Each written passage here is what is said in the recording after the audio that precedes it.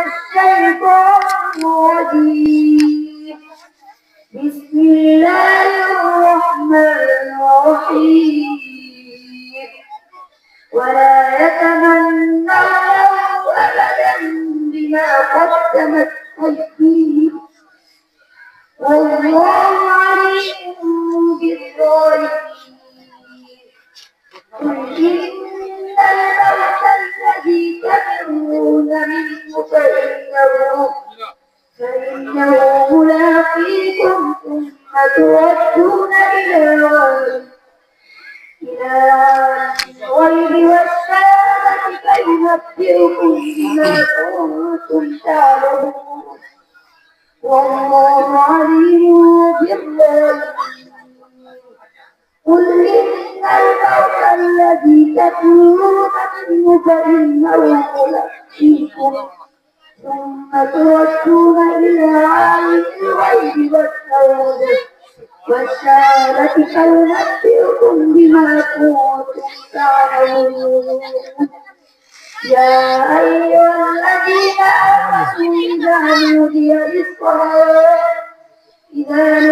للصلاة من يوم الجمعة فاسعوا إلى ذكر الله والتكبير ذلكم خير لكم إن كنتم تعلمون صدق الله.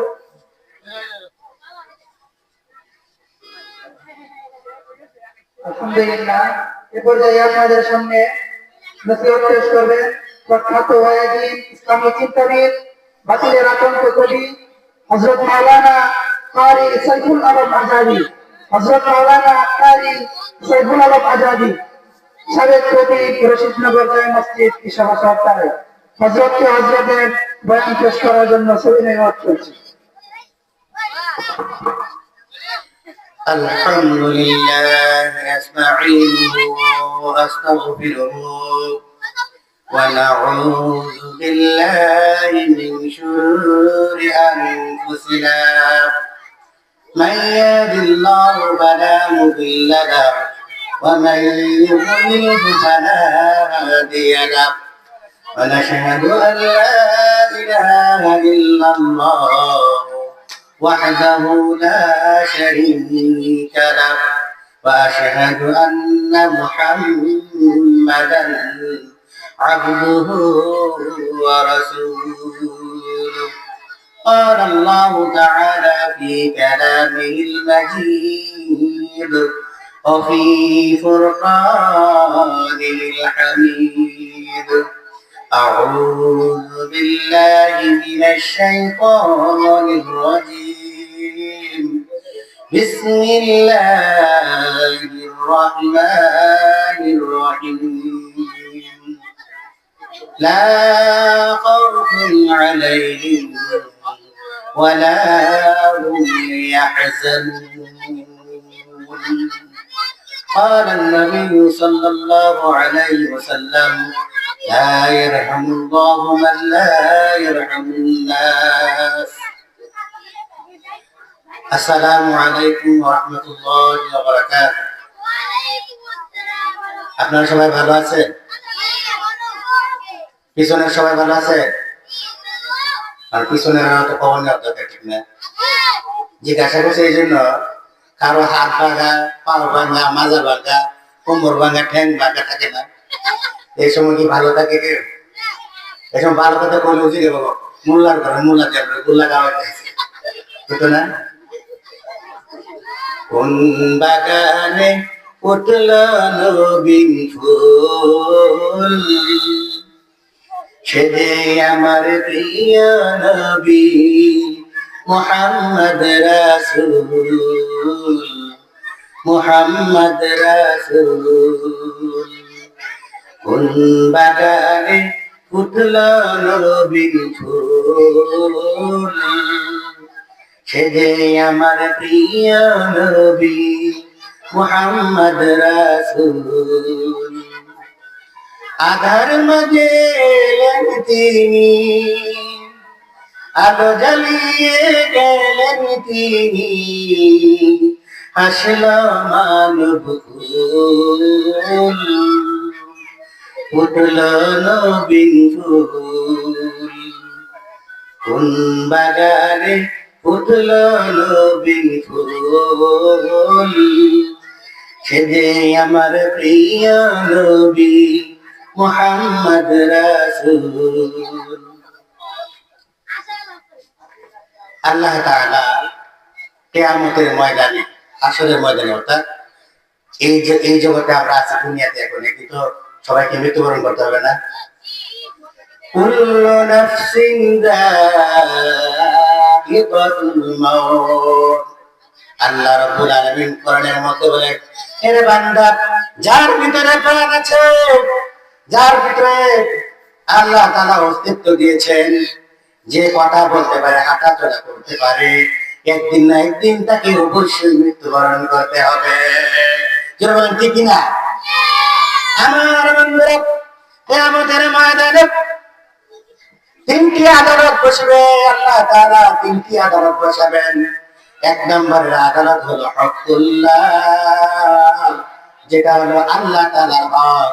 আরেকটা হলো হকুল ইবাদ, যেটা হলো বান্দা ইবাদতের হক। আরেকটা হলো বান্দার হক, যেটা বান্দার হক, যেটা বান্দাকে দুনিয়াতে নিজেই পুরা করে যেতে হবে। আল্লাহর হক কি? আল্লাহর হক হলো হকুল্লাহ হলো তুমি নামাজ পড়তে পারো নাই, তোমার ব্যর্থতা। রোজা রাখতে পারো নাই, তোমার ব্যর্থতা। সুন্নতের আমল করতে পারো নাই, তোমার ব্যর্থতা। মা বাবার খেদমত করতে পারো নাই, তোমার ব্যর্থতা। যদি আল্লাহ তাআলার কাছে ক্ষমা চেয়ে নাও, প্রভু সময় পায় নাই, অন্যায় করেছি, অপরাধ করেছি, বুঝেও বুঝতে পারি নাই গো প্রভু, নামাজ পড়তে পারি নাই। আজকে যখন আমি বুঝতে পারলাম প্রভু, তওবা করে নিলাম, আমার মা বাবা গো, আপনাদের খেদমত করতে পারলাম না, দয়া করে এই অদম সন্তানকে ক্ষমা করে দেন। তাহলে আল্লাহ তাআলা, বাবা মা এবং সুন্নত তরিকায় আমি চলতে পারলাম না, যদি আমি ক্ষমা পাই, তাহলে অবশ্যই আল্লাহ তাআলা ক্ষমা করে দিবেন। ঠিক করে দিবেন? ক্ষমা করে দিবেন। ক্ষমা করবেন না? বাবা মায়ের কাছে যদি কোনো অন্যায় করে থাকে সন্তান, পরবর্তীতে এসে বা বিকেল বেলা এসে যদি বলি, আব্বা আম্মা আপনাদেরকে দুপুর বেলা খাওয়াতে পারি নাই, আমাকে কম করে দেন, বাবা মা ক্ষমা করবেন না? অবশ্যই ক্ষমা করবেন। আল্লাহ রাব্বুল আলামিনের কাছে দু চোখের পানি ফেলে ক্ষমা চাইলে ক্ষমা করে দিবেন, মা বাবার কাছে ক্ষমা চাইলে ক্ষমা করে দিবেন। কিন্তু রে বান্দা, তুই যদি কোনো সময় একজন বান্দার কাছ থেকে কারো হক মাইরা খাও, কারো টাকা চিন্তায় করে খাও, কারো পকেটে হাত দিয়ে লুটপাট করে টাকা মেরে খাও, ওইটাই হলো বান্দার হক। ওই বান্দার হক বান্দার কাছে যতক্ষণ ক্ষমা না চাইবে, আল্লাহ তাআলাও তোমাকে ক্ষমা করবেন না। যারা বলেন ঠিক কিনা? আমার বন্ধুরা, 500 টাকার একটা নোট রাস্তায় যদি পড়ে থাকে, বা 1000 টাকার একটা নোট, প্রথমে ধরেন একটা 10 টাকার নোট পড়ে রাস্তায়, আমার কথা কি আপনারা বুঝতেছেন? আমার বাড়ি একটু তারায়, বেশি করে না, সাঁচাই নিলাম। প্রথমেই ধরেন 10 টাকার একটা নোট রাস্তায় পড়ে রইল, 10 টাকার নোট রাস্তায় পড়ে রইল। ওই 10টি টাকা এবার ইমানদারির পাওয়ার দেখায়, 10টা টাকা রাস্তা থেকে উঠাইয়া বলে, কার গো কার? এই 10 টাকার নোটটি কার? বলি না আমরা? আর যে 50 টাকা হয়, তারপরে বলি, এই 50টা টাকার নোটটি কার? এই নাও, আমি পেয়েছি, তুমি নিয়ে যাও, কার টাকাটা? যদি 500 টাকা 1000 টাকা নোট করে রে বাবা, 100 টাকার নোটটা, 50 টাকার নোটটা, 10 টাকার নোটটা যেভাবে মাইক মারে, মাইকিং করে যে 10 টাকা 100 নোট টাকা নিয়ে যাও, কিন্তু 500 টাকার 100 টাকা 1000 টাকার নোটটা যখন পেয়ে যায়, ওই 1000 টাকার নোটটা পেয়ে ওটাকে নিজের পা দিয়ে এরকম ঢেকে রাখে, আর ডানে বামে তাকায়, কেউ দেখে কিনা। এই যে তুমি 1000 টাকা ডানে বামে কেউ নাই, সামনে পেছনে কেউ নাই, কিন্তু তুমি 1000 টাকা রাস্তায় পেয়ে পকেটে ভরে ফেললা, 1000 টাকার কেজি তুমি ইমানকে বিক্রি করে দিলা। 1000 টাকা গেছে, ইমান শেষ হয়ে গেল। এবার আপনারা বলেন ইমান আছে না গেছে? 1000 টাকার নোটটা পাইয়া পকেটে ভরেছেন, ইমান আছে? ইমান গেছে। ইমান হইল তোরা তোরা, গুনাহ হইল জোড়া জোড়া। ইমান হইল তোরা তোরা, গুনাহ হইল জোড়া জোড়া। কার কাছে যাব আমি সর্বহারা, পথ দেখাবেন এ যুগের আলে মোড়া মারা। তাই তো পথ দেখাবেন এ যুগের আলে মোড়া মারা। যেটা বলে ঠিক কিনা? আমার বন্ধুরা, 1000 টাকার কারণে তোমার ইমানকে বিক্রি করে দিলা। কিন্তু পরিপূর্ণ ইমানদার যদি হয়, 1000 টাকা কেন রে, কোটি টাকা রাস্তায় পড়ে থাকলেও ওই টাকায় কখনো হাত দিবে না। জোরে বলেন ঠিক কিনা? আমার বন্ধুরা, কিছু কিছু মানুষ আছে যারা দোকানদার ব্যবসায়ী, তাদের কাছে যায় কিছু কিছু মানুষ আছে বাকি খায়। আছে না কিছু মানুষ? এছাড়া দোকানে কে কে বাকি খান না হাত তুলে দিদি? আমি খাইছি, আমি কেমন হাত তুলি? আমি কিন্তু খাইছি। কে কে দোকানে বাকি খান না হাত তুলে? তাহলে সবাই খায়, ঠিক না? এক বেচারা দোকানদার, সে দেখছে যে কাস্টমারের দোকান আসে বাকির কাস্টমার। কি কাস্টমার? বাকির কাস্টমার। তো সে দেখেই বুঝতে পারছে, দোকানদার দেখেই বুঝতে পারছে এরা যদি বাকি দেয় কিয়ামত পর্যন্ত টাকা পাইতে হবে। ঠিক আছে না? এর দেখে পাশের যে লোকটা আছে, ওই লোকটার কাছে একটা বিস্কিটের প্যাকেট রাখলো 10 টাকা। কত? 10 টাকা। ছোট একটা বিস্কিটের প্যাকেট 10 টাকা। আর সে যখন আছে তার কাছে আছে 50 টাকা। কয় টাকা? 50 টাকা। কারণ আছে না? এখন আরেক যদি ভাই একই বিস্কুট একজনের কাছে 10 টাকা রাখলে আর এর কাছে 50 টাকা কেন রাখে? তা 50 টাকা রাখছে যে কারণ আছে। তারপর তারা দুইজনে একসাথে বিস্কুট নিয়ে রাস্তায় হাঁটে। আর বলতে কি গো ভাই, একই বিস্কুট আমার কাছে 10 টাকা রাখলো, তোমার কাছে কেন 50 টাকা রাখলো? ও বাকি নিচু বুঝে এই জন্য। বাকি তো নিচে নিচে আজীবন জন্মের বাকি দেওয়ার নিয়ম নাই। ঠিক আছে? ও বাকি তো বাকি, আজীবন বাকি, জন্মের বাকি। হ্যাঁ, কত দেওয়ার নিয়ম নেই, মানে বাকি নিতেছে 10 টাকা, এই 10 টাকার দেওয়ার নিয়ম নেই। তাই কি ভালো কাস্টমার? ও বন্ধুরা, ও আল্লাহর বান্দারা, শোনো, তুমি যে তার কাছে 10 টাকা বাকি নিয়ে নিলা, যতক্ষণ না পর্যন্ত ওই 10 টাকার দাবি ওই দোকানদারের কাছ থেকে ক্ষমা চায়া না মৃত্যুবরণ করো রে, কিয়ামতের ময়দানে তোমাকে আল্লাহ তাআলা কখনোই জান্নাত দিবে না। জান্নাত দিবে। আমার বন্ধুরা, এমনও কিছু প্রতাপশালী এলাকার মধ্যে দাপটওয়ালা ক্ষমতাওয়ালা লোক আছে যে তার প্রতিবেশী একজন গরিব মানুষ, তার হলো মাত্র 1 কাঠা জমি, আর প্রতাপশালী লোক হলো তার বিলে জিলে জমি ভরা, আড়া জমি, মানে কাঠার কাঠা, মানে 100 কাঠা 200 কাঠা জমি।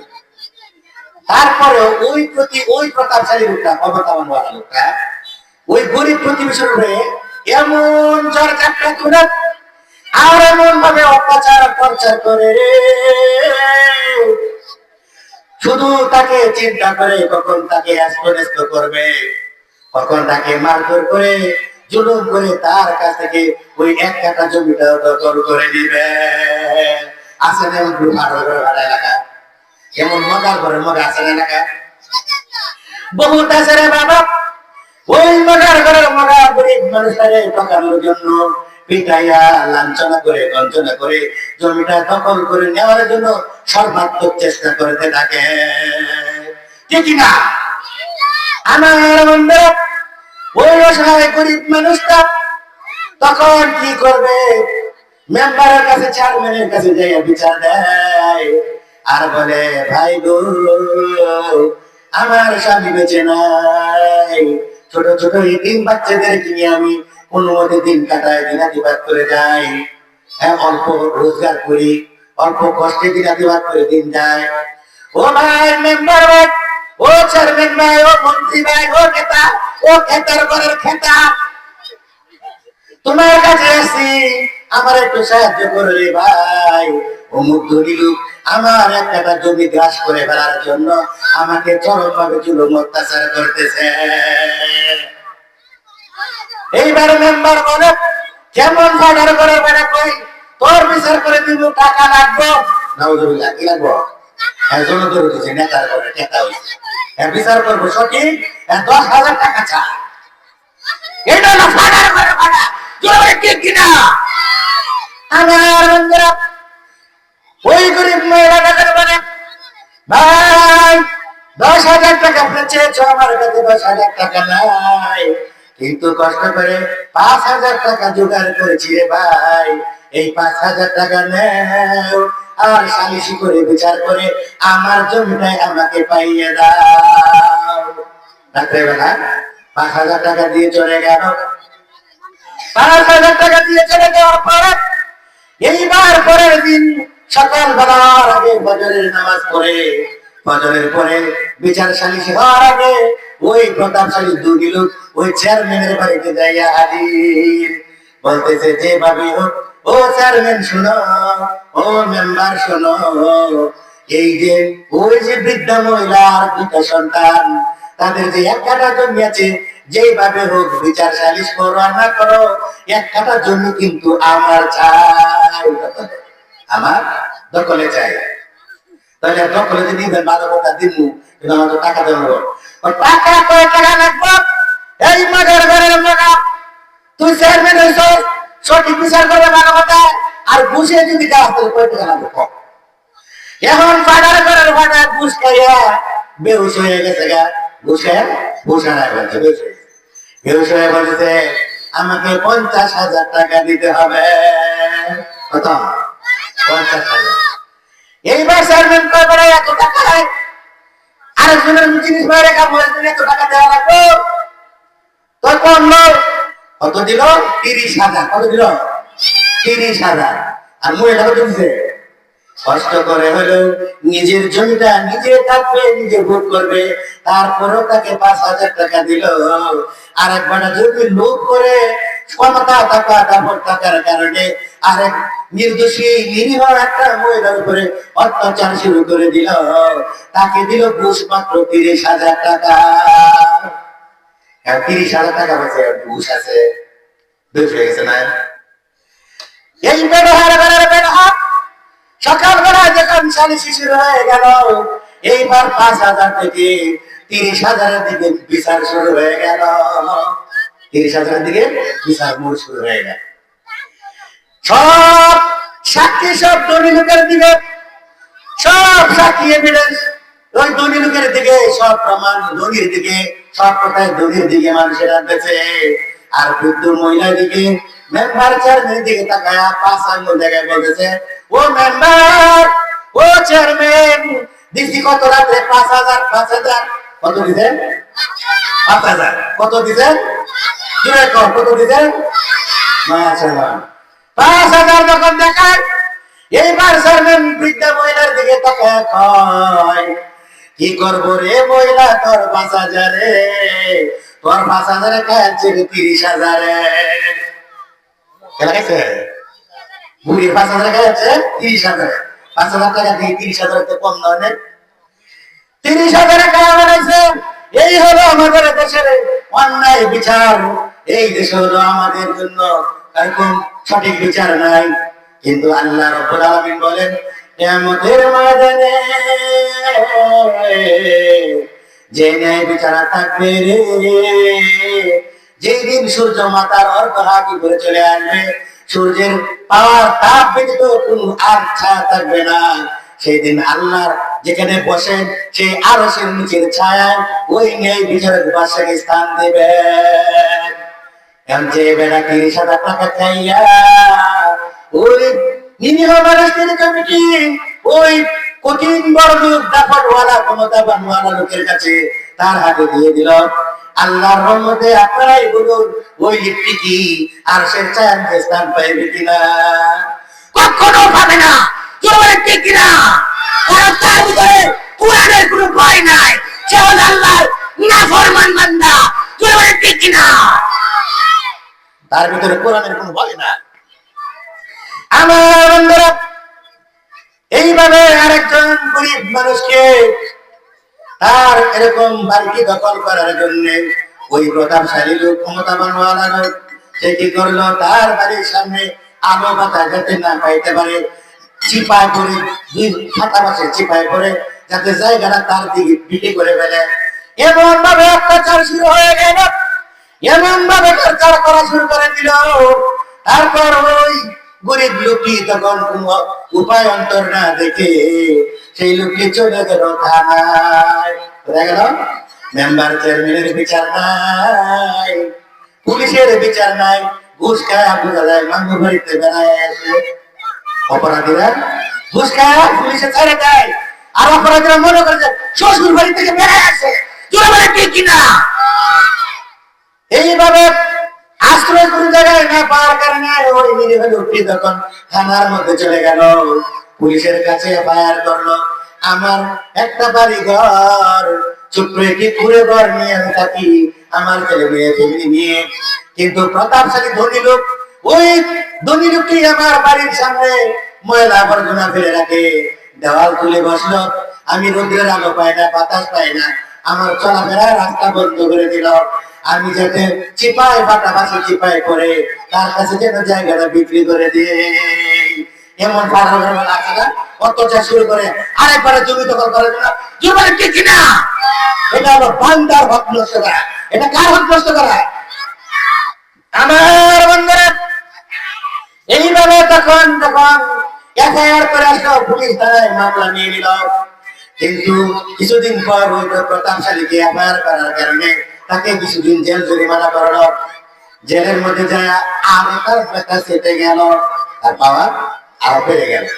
এইবার জেলের মধ্যে থাকতে হয় ফকির ঘরে ফকির, এরকম ভাবে ছোট লোকের বাচ্চা বকাচোকা করতেছে, বকাচোকা করে আর বলে আমি যদি একবার জেল থেকে বাইরে হইতে পারি রে, ও ছোট লোকের বাচ্চা ফকির ঘরে ফকির, তোর 14 গোষ্ঠী সহ বাড়ির থেকে উদাও করব, আর না তোদেরকে আমি হত্যা করে ফেলব।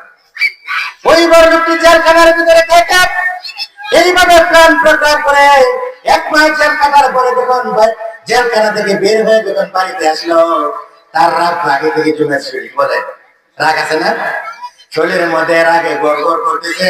কথা বললো মনে হয় যেন ডিলায় ডিলায় কথা বলতেছে, ভালো কথা বললো কিন্তু মজা লাগে না। রাগ তো আমার মামলা দিলে কেন? আরে মামলা দিছে বাবা, যদি ক্ষমতা করতে পারে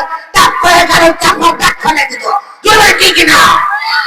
সে নিরীহ জুলুম অত্যাচারের চরিত্র দেখে সে তাকে তোমাকে প্রতিহত করতে পারবে না, তাই সে থানার আশ্রয় নিল। কারণ থানার ঘরে কোন বিচার আছে? সে তাড়াতাড়ি ন্যায় বিচার পেয়েছে জায়গায় থাকি। তুমি তখন লাঠি সোটা নিয়া, তলোয়ার নিয়া, বন্দুক নিয়া, অস্ত্র নিয়া মাইক্রোবাসে রওনা হইলা তাকে হত্যা করার জন্য।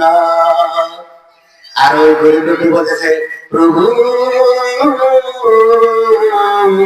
ওই অত্যাচারী ধনী জমিদারের হাত থেকে, ওই অত্যাচারী অনিষ্ট হতে আমাকে তুমি তোমার কুদরতি হাতে বাঁচাও। আল্লাহর কি মহিমা, আল্লাহর কি কুদরত, কত বড় দয়া! ওই গরিব লোকটির দোয়া কবুল হয়ে গেল, গরিব লোকটির দোয়া কবুল হয়ে গেল। কারণ সে 5 ওয়াক্ত নামাজ পড়ে, ফজরের নামাজও পড়ে, আবার তাহলিল পড়ে, আবার ইশরাকের নামাজও পড়ে, আবার আল্লাহর নবী রিজিকের সন্ধানে সে রিকশা চালাতে বের হয়ে যায়। তার ভিতরে আল্লাহ বলছে সেই হলো ইমানদার, জোরে নারে তাকবীর, নারে তাকবীর। যাদের হৃদয়ে আছে আল্লাহর ভয়, তারা কবু পথ ভুলে যায় না। আল্লাহর প্রেম ছাড়া এই দুনিয়ায় কারো কাছে কোনো কিছু চায় না। যাদের হৃদয়ে আছে আল্লাহর ভয়, তারা কবু পথ ভুলে যায় না। আল্লাহর প্রেম ছাড়া এই দুনিয়ায় কারো কাছে কোনো কিছু চায় না। রাতের আধারে তারা সেজদাতে রয়, দু চোখের শুরুতে নদী যেন বয়। চলো না রাত জানি যতই আসুক, চলো না রাত জানি যতই আসুক, পিছনে ফিরেও সে তাকায় না, পিছনে ফিরেও সে তাকায় না। যাদের হৃদয়ে আছে আল্লাহর ভয়, তারা কবু পথ ভুলে যায় না। আল্লাহর প্রেম ছাড়া এই দুনিয়ায় কারো কাছে কোনো কিছু চায় না। জোরে বলেন ঠিক কিনা? যাদের ভিতরে আল্লাহর ভয় আছে, পৃথিবীর কোনো বাতিলের সামনে কখনোই মাথা নত করবে না। জোরে বলেন ঠিক কিনা?